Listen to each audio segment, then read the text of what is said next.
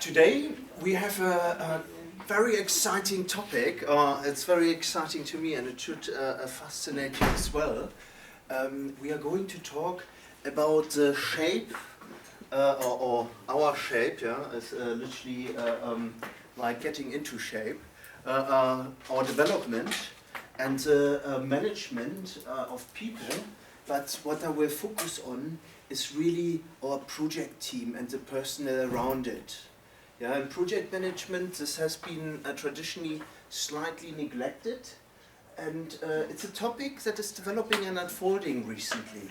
Yeah, so you may find, if you go in a project organization, that that isn't there at all. Yeah, and this is quite important to recognize. In some companies, it's already there. I will refer to examples. Yeah, there is actually good practice around this. So, what's the premises of this talk? Well, today I have really bulleted down to make it a little bit more accessible, because we are going here into big themes. Yeah, one is really the context of the project-oriented society. Yeah, it's really recognizing, traditionally this is associated with a global tendency. Yeah, so if you want to work on certain projects in the locality, we don't build a lot of big bridges. Yeah, or quite frankly, in a certain country, we don't have the 2.5 billion IT project every year. Yeah, this is a one-off. So if you want to work on projects like this is just an example by budget. Yeah, there may be other examples. You may have expertise projects that you want to work on. There's a notion that we have to be open to move around. Yeah, to follow where the projects are actually happening. And this is really the first part, yeah, context of the project-oriented society. We'll try with metaphors and common rhetoric, yeah, what's used in public discourse, yeah, when people actually talk about it, to give you the picture very briefly. Then we talk actually about the project management of personnel. Yeah, so it's the people that work with us on the team or ourselves, yeah, that are actually impacted by it. And then process of human resource management, just touching upon it, and what has been recognized as very suitable and good for project management, what's there for you as well. Yeah? And then last but not least, the role of the project management office, yeah? Because this is as well shifting depending on if you have actually the luxury of setting your own project management office up. Yeah? It's recommended in literature, but often it's already there, and you can make small changes. So then we have to think, what do we need to integrate, yeah, to make it functional? Okay, any questions to the big theme so far? Okay, let's go through it. The general notion at the moment, and what I referred to as well, with the shifting of society, is really coming back to a context that has really been a more recent development. Yeah, when I say recent, in the past 100 years, yeah, where we had actually a shift to doing business across regional borders, from village to village, yeah, from region to region, yeah, sometimes from country to country, to now, being actually able to probably do business pretty much with everywhere, everybody at certain time constraints, but they are nearly not noticeable. Yeah, this is a big thing that we have at the moment, yeah, and this has been summarized in literature as a project-oriented society, as a global trend, yeah. So you are probably the visible example. Some of you, yeah, you may have traveled. Maybe you're actually living in Newcastle. Yeah, this is when I would make the exception. Okay, you were lucky. Yeah, you had a super university in your locality, yeah, where you could do the project management degree. But some of you may have already traveled, yeah, from other distances, maybe locally from Durham or other places here, yeah. Others have maybe traveled from other countries here, yeah. So this is a notion already that we see quite often, yeah. Then projects and programs have become as well the delivery tool of strategic change. Yeah, this is a new thing. Normally we used strategy as a driver for the future, but nowadays we have so much things going on around us. Yeah, we have markets that we are actually using as benchmarking tools. Yeah, global markets. Yeah, Those mean that a lot of it comes down to strategic objectives actually being delivered with projects. Now this is a new game. Yeah?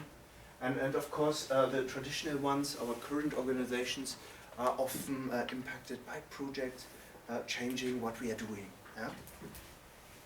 Then we have of course a relative high number of project-oriented organizations.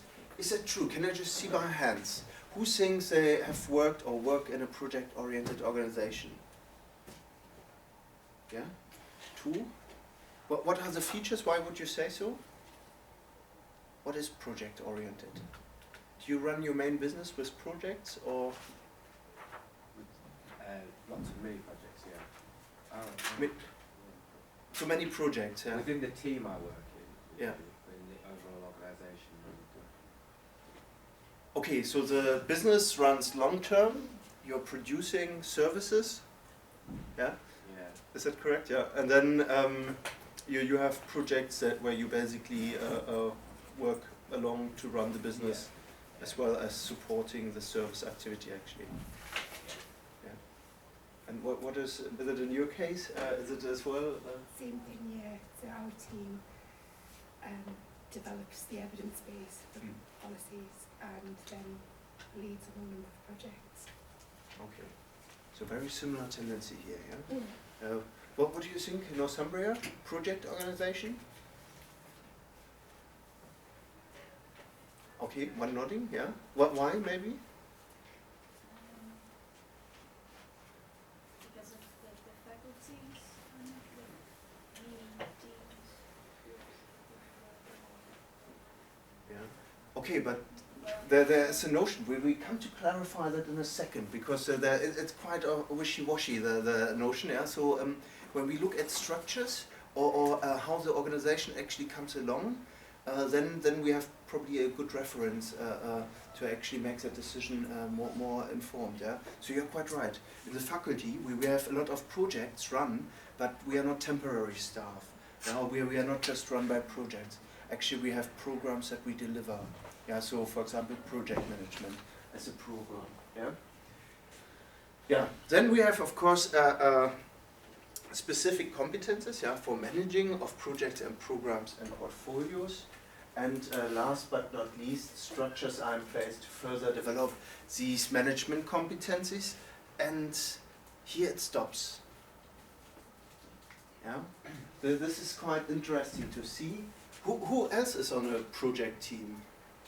Is it just the project managers? Yeah. It's as well the other people, all the project team, project personnel. We break that down in a second to make actually sense of this. Yeah, but we see already this is really what the main emphasis is on. Yeah, what we invest in infrastructure. So it's pretty good for you, yeah, as project managers in those organizations. You are on the right side, yeah. So you have support infrastructure, but it creates like responsibilities for you potentially to manage your team as well, yeah, and to look after them. So let's have a look at this. In the context of the project-oriented society, let's actually structure it a little bit. Let's have a look at the individual's work in more often nowadays temporary organizations. Yeah, so. I have broken this down into two categorizations to simplify it. Yeah. First of all, being the trend for individuals to get temporary assignments on successive projects and programs. Yeah, this is famously referred to as project nomads. Yeah. Does anybody have an example in mind where this is happening? Where people move from project to project? Maybe from locality to locality. No? Nobody? A consultant, you mean? It's like we employ different consultants who will come in and assist us on projects, but then they might be working across the whole of the country on various projects. Mm-hmm. Yeah, okay. So you have already used another way of looking at it, yeah? So the consultant that comes in, that's a very famous one.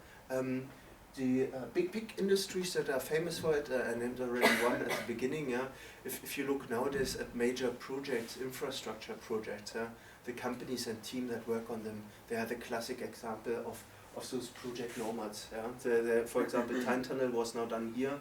There's a similar project in Miami, and now they are moving at the moment probably to China or Switzerland, depending on where they want to position themselves. Yeah? It's just the companies that basically go for this. So as a whole organization of providing, for example, tunnel facilities, for Bouygues was a company that wanted, a French company, they actually move as a team now into new localities. So this is a clear thing. Then we have more recent notions of the knowledge worker. This is probably what you are quite familiar with.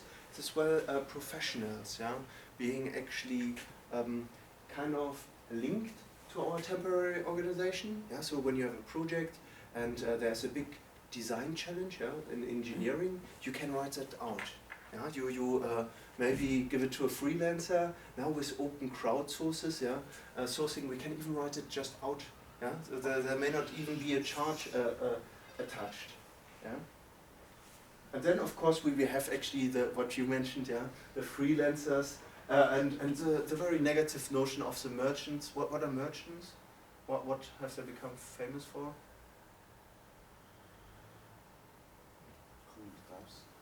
Pardon? My notion, when I hear mercenaries, I know that they plot around coups across the world. Coup d'etat. Okay. Yeah, they go around toppling governments. But when I hear mercenaries, that's what comes to my mind. Okay, so you have a political slang to it. I like it. This is quite impressive. Traditionally, it's associated with the military. It's recruiting basically elite forces to your force to overthrow somebody. If you're interested, historically, Sparta was famous for this. Times ago. So they are not the elite unit anymore, but historically this is really where this was kind of grounded. It was a state made up of soldiers, and there would kind of be merchants, whoever paid the most. So it's the notion, and they traveled across the whole world at the time, which is quite interesting. But it's a very negative connotation. Wherever they went, they were very good in stealing. There are associations with this, whilst the knowledge worker is not really associated with this. So be aware, those terminologies have heavy grounding. So freelancers are normally associated with bringing additional good to the project. You get them in because you need their knowledge or their skill or competency. I hope that makes sense. Okay, then you have, of course, recognizing of competences becoming an incredible issue, because if you write, of course, your project is well out to look for those particular skills, then, well, how do we actually develop the people that stay in the, well, what do I here put, the permanent project organization, How do we recognize this in such a framework?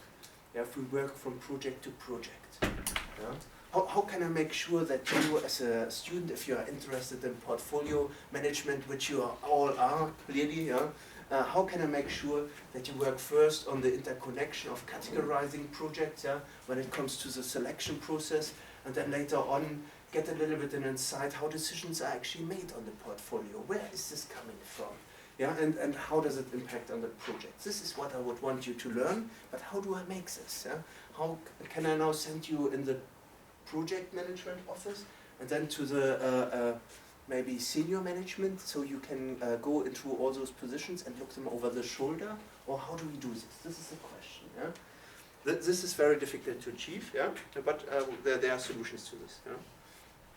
And then last but not least, it's of course the individual that kind of implicitly drives this and shapes as well their professional development. And we will come to that in a second to actually look what professional means, and the notion here is already the recognition of being employable. So this is the most drastic notion of the nomad or being fit for the project-oriented society. You will see there are all kinds of hybrids. We come to that in a second. So here is what we actually have at the moment. We have a lot of companies that are primary functional. All the goods manufactured around you, and we have a lot of stuff around us, are normally primary functional.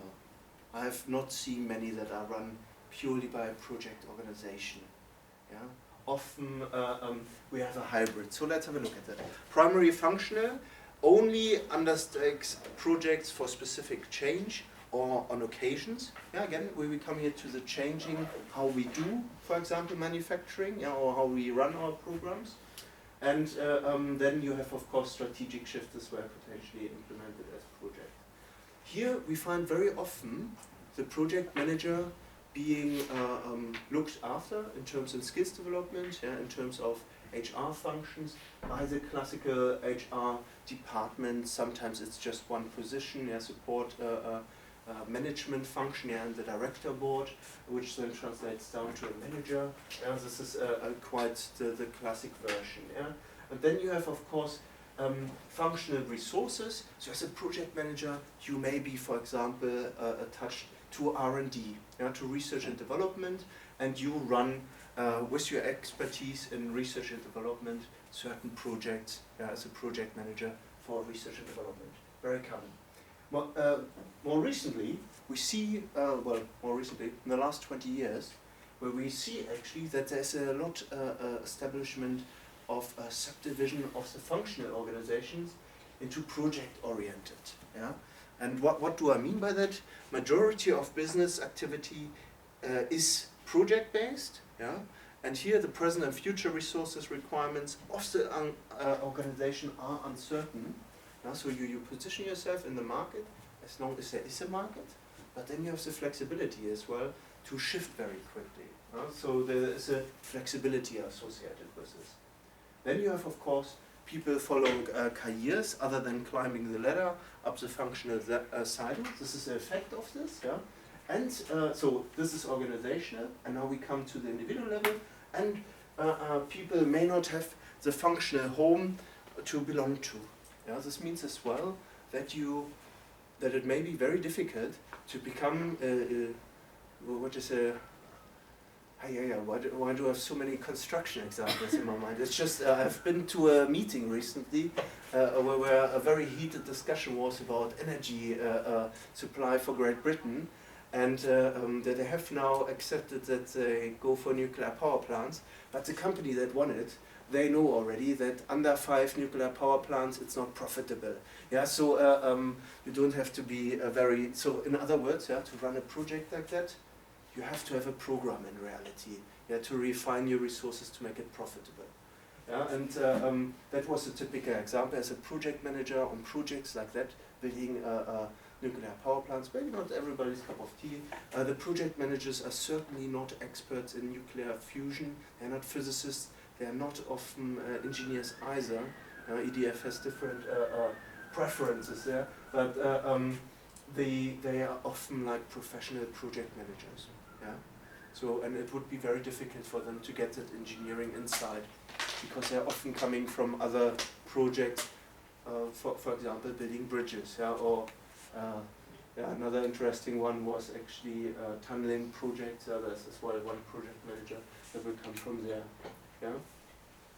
So this brings certain dynamics with us. Yeah, the linear notion of learning that we often associate. Yeah, and the hierarchies of starting maybe as an assistant, yeah, in an engineering department. I had that, for example. Yeah, I started as a graduate project engineer, and then worked in the research and development department, and then I was promoted to the project engineer, then to the project manager. Then I was moved sideways to get more an insight to strategic elements and work with merger and acquisition. Yeah, so this is quite common. Yeah, but in reality, I was moved across silos. Yeah, so I was actually steered from a project management office that my director looked after, and he wanted me to acquire certain project management skills. Yeah, this is a typical example where you don't really have a functional home necessarily. Yeah, but this is pretty new. Not everybody has that necessarily. Yeah, we come to that. So what are those uncertainty requirements then? The problem is you grade the job, not the person. This is often the issue. Yeah, we will come to that, how we do that later on. Yeah, but this means as well, yeah, work well on a project and let them define the job around them, this is the notion for you. Yeah, when we actually recruit you for a project, or you come in a project, you have to do this. You have to make this project yours. Yeah, you have to actually see where you feel comfortable. Yeah, that you here I have the skills and competencies. So this is already a drawing on what you bring to the table, and here I need support. Yeah, so you need to as well integrate and structure then your team into a functional unit. Yeah, as a team project, there's often an exploration, so we need to think about this a little bit. Often this is determined by project bids as employment mechanism. Yeah, so on the project organizations itself, we see that staff are actually 20% of staff on a team are recruited with a project on a contract basis. Yeah. So, is this good or bad?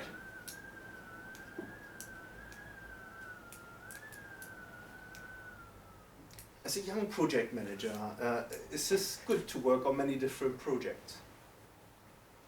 No. Will we have one no? I just took that from the... It's actually not that bad. Yeah? I would prefer nice. It's not just the nature of the job. You get experience. Yeah. There is a benefit. Yeah, exactly. Yeah, you get an insight in many different project settings. Yeah, you realize what was needed on this project may not have been needed on this project. Yeah. So you actually get an overview. What are really the generic needs of a project team, and how can I manage this? Yeah, this is a very good mechanisms, but there's a certain uncertainty, unfortunately, associated with it. But it is well very honest. Yeah? So in a way, from a project you can create a new project. Yeah? So this is where a creative element that sits directly with you. Yeah? Then of course we have the famous, I like to think of it, the competence spiral. You will find not many papers, there are two so far. One is from a colleague that I work together with, the other one is from me. Yeah? So this is a concept that we try to really investigate at the moment. I think the better term is to think of a spiral staircase that is often used in news of the career. Yeah? So it's a notion that if you don't have a linear career progression in the company, yeah, you start as an assistant engineer, then you become maybe the engineer, then you become a senior engineer, yeah, until you work in a certain silo idea, yeah, and you are maybe networked with your engineering institutes around you, then there's a certain element of coherence. So here, the career spiral really referring a little bit to a staircase. Yeah, so you work maybe on the first project on the making the spreadsheets, yeah, really looking at the time management, and then maybe a little bit project control tools, yeah, looking at how the costs develop over time. Are you actually paying the right amounts out that were projected, or do we have to follow up? Yeah, so a little bit project control. And then on the next project, you may actually go more on the soft side. Yeah, you actually consult with the client. You try to establish what are the stakeholder expectations. Yeah, so this is basically meant. So this is not necessarily that you are on the same position, but you basically strengthen the competence profile of you as a project manager. Yeah, and we come to that there as well reference frameworks for this. With this, there is there are bad news and good news. This doesn't come from me. This is actually Rodney Turner who termed it that way.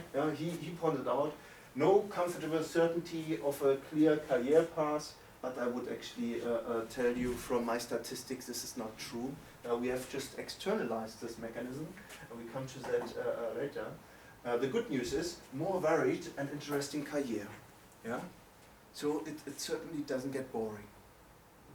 Hopefully. Quick question. Is it boring what you're doing? No, quite the contrary, isn't it? Is it boring? Okay. Yeah, this was a quick unlegitimized question, by the way, with bias given in the question. But the idea is there. Yeah, you have a learning opportunity as you go along. Yeah, and projects are actually exciting. Yeah. There's another effect associated with it, no home syndrome.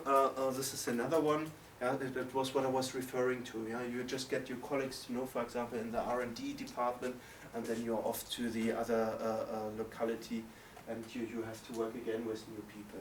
How do we do this then? When we work on a project, as project managers, what do we do first when we get to know the people that we are working with?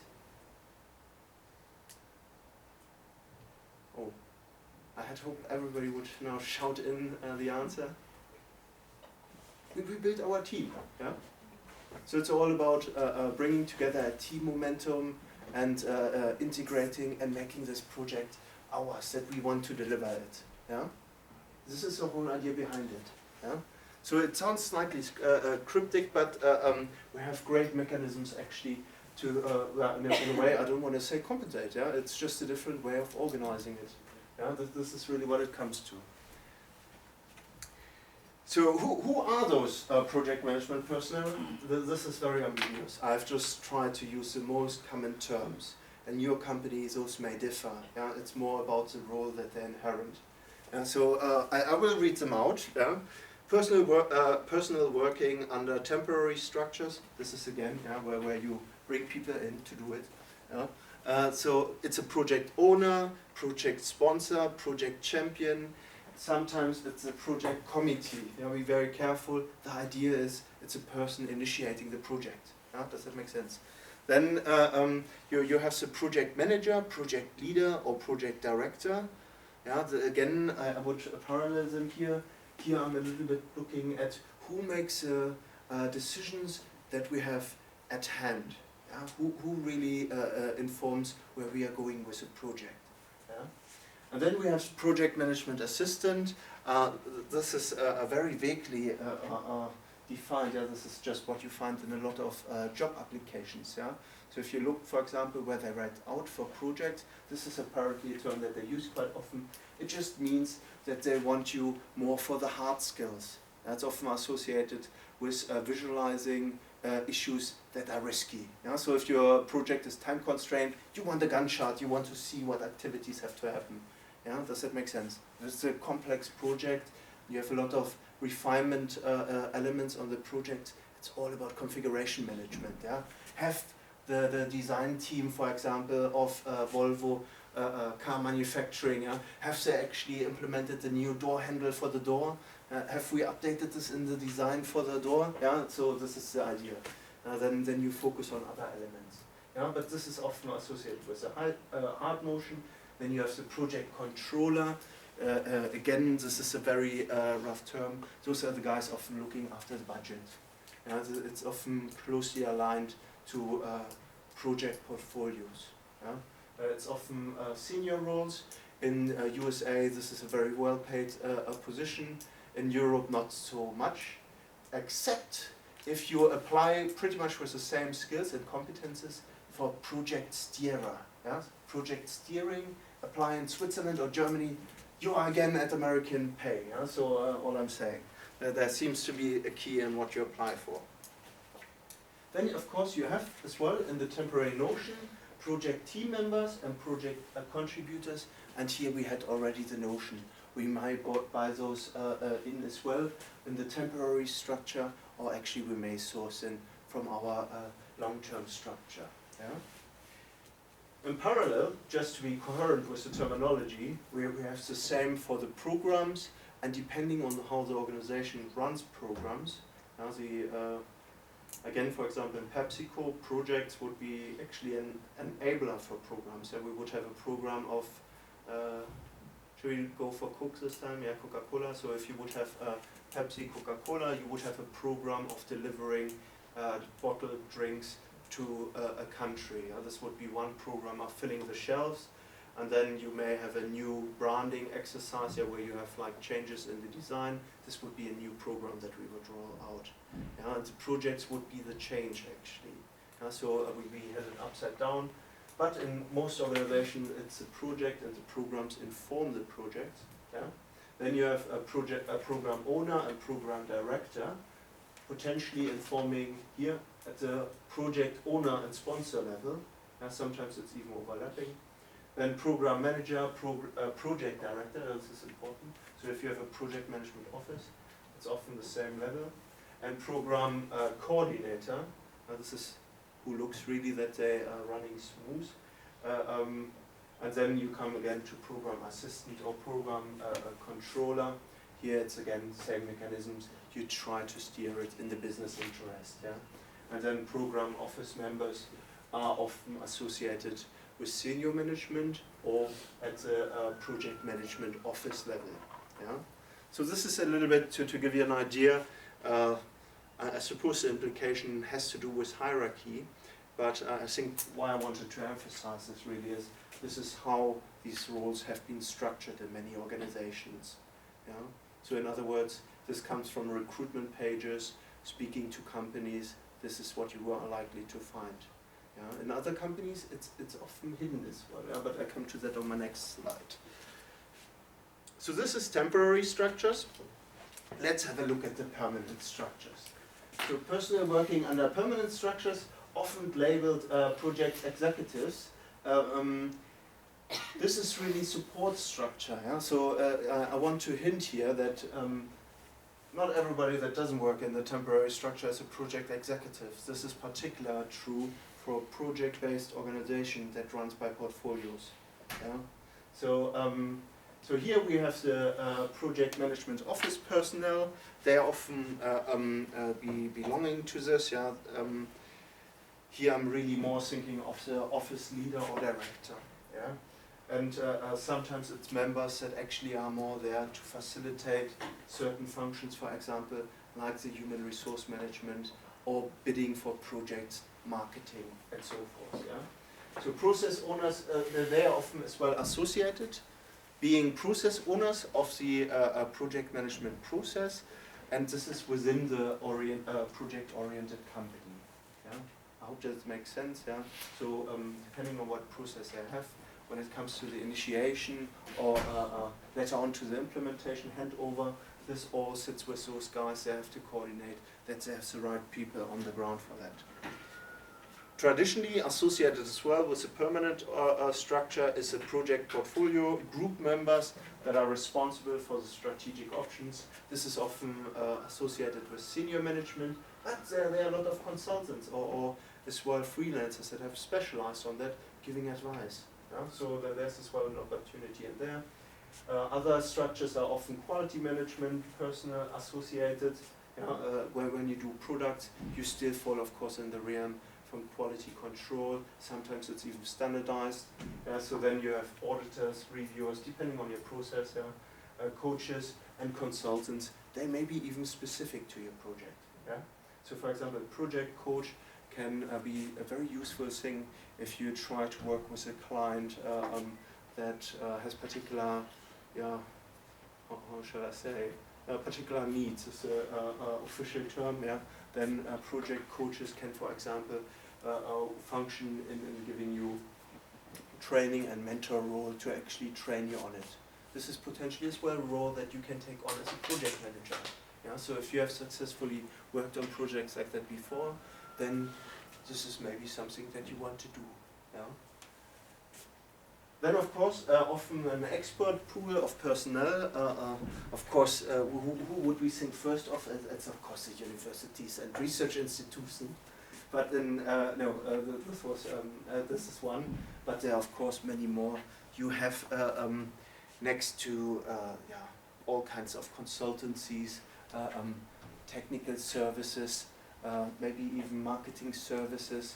I don't want to really differentiate here too much. Basically what you bring in to fulfill your project. So when you have kind of a rough idea what's expected from the project, that is when you're bringing those services in. Yeah? So this is the difference really between the temporary and permanent structures in a very simple overview. And now we have to look, of course, a little bit at the competences. And there are big disputes about this. Yeah, so in a way, first of all, we looked at the organization, what kind of organizations are there. I've drawn you a very rough overview of this. And now it's really about what do we need to know as a project manager. And there's a huge debate. Technical competence, yeah, non-technical competence. Those are the two differences. Yeah.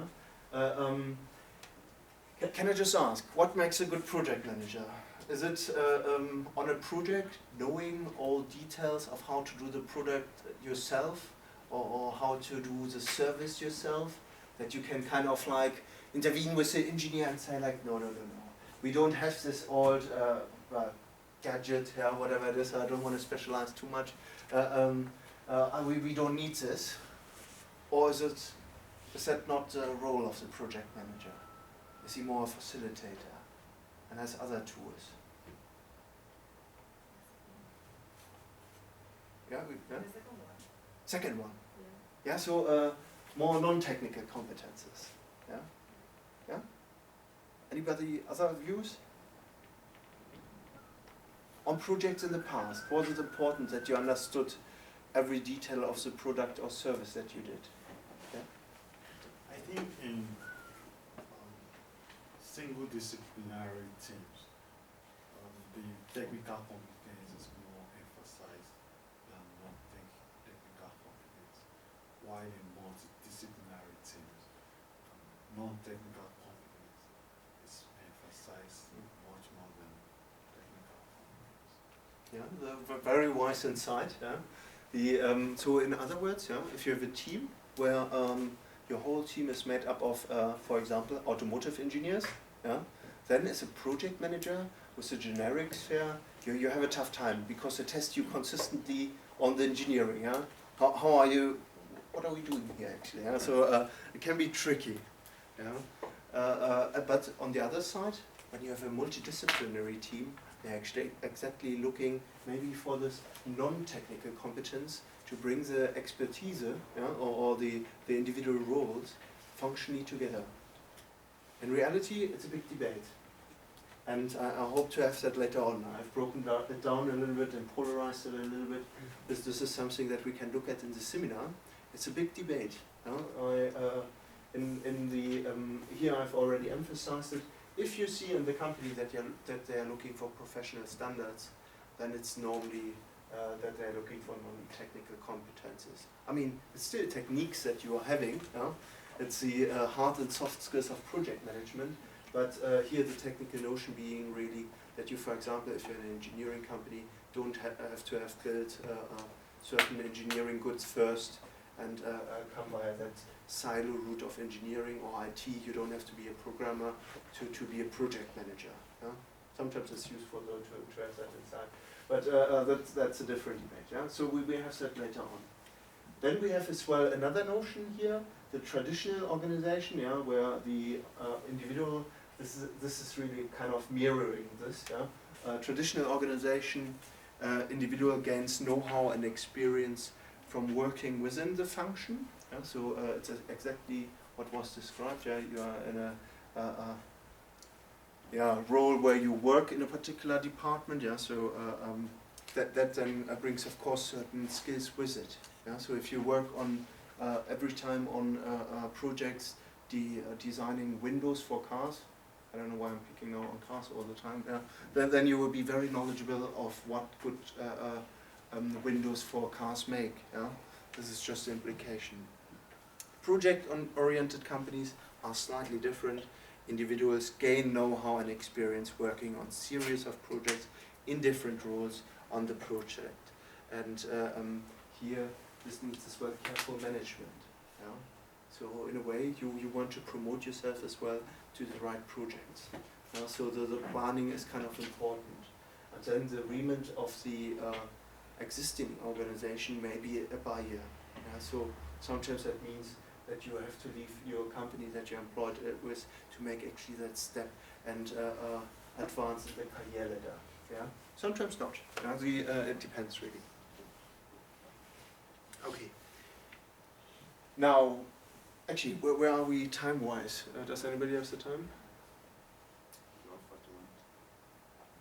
12:41. Okay, 12:41, perfect. Yeah, well, when we come to the process of traditional human resource management, where we have the following, this is really kind of translating from human resource management into our project theory, into our project-oriented society. Here we still have the classic features of recruitment, disposition, development, leadership, retention and release. And I should really emphasize that this week we look at the personnel side, and how we as a project manager support personnel. Next week we look at maturity models. And so this is the hidden external infrastructure for you as project managers, for example.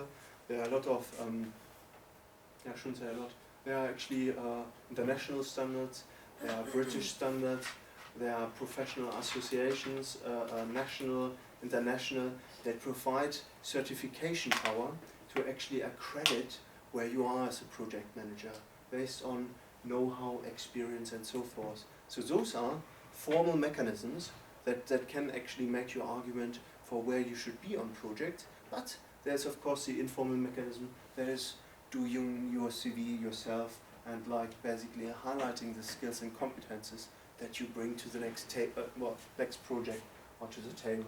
That is how I was thinking about that. Yeah. So those are the two mechanisms. So now we looked really, how do we develop our team and what are our responsibilities really with this. So first of all, recruitment, very simplified. I will talk a little bit about it because there's actually a whole hidden raft under those headings that I have there as kind of bullet points. First of all, the idea of recruitment is really search for the competent personnel. Can I just ask, has anybody ever been involved in recruiting for a project or temporary activity? Yeah. Has anybody ever been recruited for a temporary activity, like a project? Or for assignment role? No. Okay, you are probably then still in temporary organizations, then the game is slightly different. But here, the idea is really that when you recruit from project to project, and you as a project manager are very likely to have that very soon, you want to have certain recruitment mechanisms, yeah, to allow actually the team to be as well harmonious. Yeah. Here we had, for example, Maslow, yeah, we had,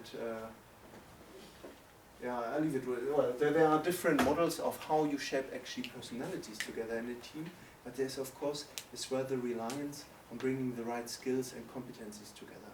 Yeah, so in a way, the soft getting along with each other skills association has often a strong element in recruitment too. Yeah? People being actually able to work together in a temporary undertaking without being too worried about certain elements. Yeah?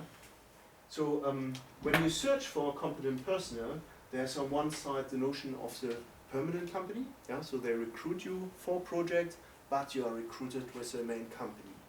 Yeah, and then we have the other notion that was being recruited for the project, temporary assignment. Yeah? This is actually a big difference, yeah, because here the implication on the project is as well, at the end of the project, you will have to look for a new project. Yeah? So you're probably already reapplying again. What does it mean for you as a project manager? What is if you are recruiting your people for the project only? They all get a contract for doing certain tasks or assignments.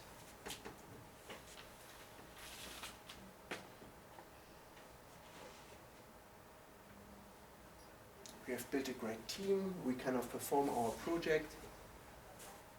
After 3 years we are kind of done with the project, but what happens now?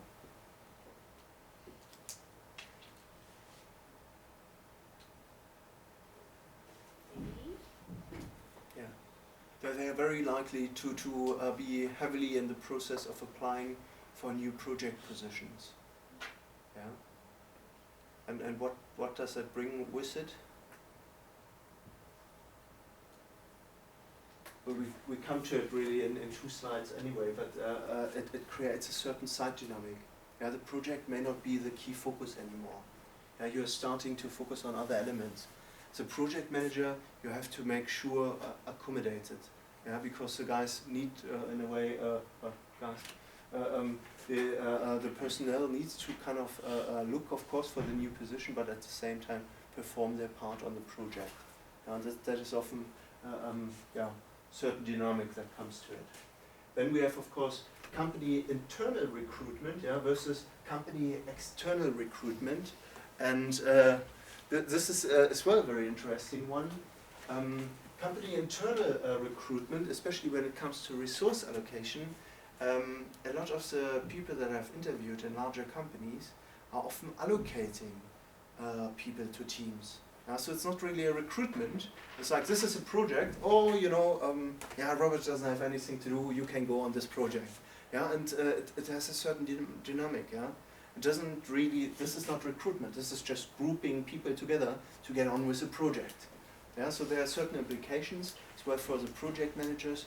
Not everybody wants to be maybe on the team and so forth. When you're recruiting company external. This brings a completely new notion in, because they are often coming in for contracted work. Here it's a question, do we actually contract somebody in just for that work, or do we actually outsource this whole role? I see that more and more as well. You have that probably as well in your company potentially. We have with this, of course, different methods for search and selection. They differ greatly. In some project organizations, what are the most drastic examples? In some companies, it's really known as, if you are in the right network, you move with the network. And this is, I think, still very true for project-oriented companies. I've seen that repeatedly. Large infrastructure projects, you see the same people all the time. If you go into a building like landmark buildings for famous industry conglomerates, then you will see it's nearly always the same people that you meet on the site or somebody from them. So there are not many companies that do it in that scale, and you have often the project manager pulling the whole team along. So if you are a project management assistant, for example, then you will probably get the next project manager role, or you will be at least on the team, maybe looking after certain elements. So this is moving in a team on one side, and the recruitment really being by recommendation by whoever the new project manager is. And then on the other side, we have the traditional selection process. You write out the job description. You recognize what skills do we actually need for this particular project. Then you do recruitment, interviews, or a small assessment center. What comes here was like giving a small simulation or a group task. We call it group task, but in reality, you look how they're actually collaborating. So there are as well different mechanisms. Another one is then the maintaining the networks is really relating more to the external notion. So when you bring in your team, for example, I've seen that very often. We had that actually in my old company a lot. A lot of the project managers wanted to stay locally, especially when I worked in Cape Town. That was one where where PepsiCo had something not really figured out. There was a huge notion of dropouts that worked first in other countries. Then suddenly in Cape Town they realized, like, wow, it's an amazing place, I want to stay here. And they basically moved out of the company, made their own project management office, and were suddenly consultants to us. And we were still relying on them heavily. I actually worked a lot with some of those freelancers or consultants together. So this is a possibility too. But then it's very important upon maintaining your network. So we have great tools here. Is anybody using LinkedIn or something like that? LinkedIn? What other networks are there? Do you know any? Did you have a look around? Freelancing IT projects maybe? Anybody? Yeah. There are actually whole networks just built around this. This is a little bit what the Association for Project Management tries to do in the UK. At the moment, I would say we are at a very simple stage.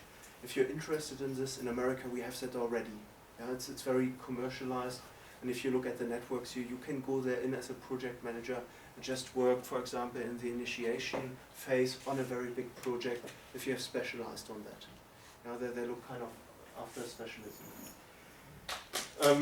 Yeah, so there are different networks that needs maintaining, and then assessment centers. This is another one. I have only seen it in 2 cases, and this is kind of happening now. For example, Rolls-Royce and BAE Systems, they have now an assessment center for project managers. They start with the notion of a project management apprentice. Yeah, and they have kind of anecdotally moved this, so you will be, if you want, employed with this company, but then move around in the departments and even across countries to work on the different projects to get the insight. And the aim being that you can work on external projects, where, for example, these companies just contribute an element to a bigger project with other companies, from like solving like small projects internally too. This is the whole notion how they have handled that.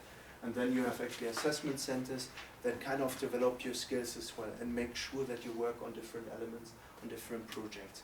Very structured. So far, it's just rhetoric. I haven't seen that happening yet. It looks very good on paper, but we have to see if this actually works. Yeah, so this is where we are in a rough overview with recruitment. Did you want a 10 minutes break?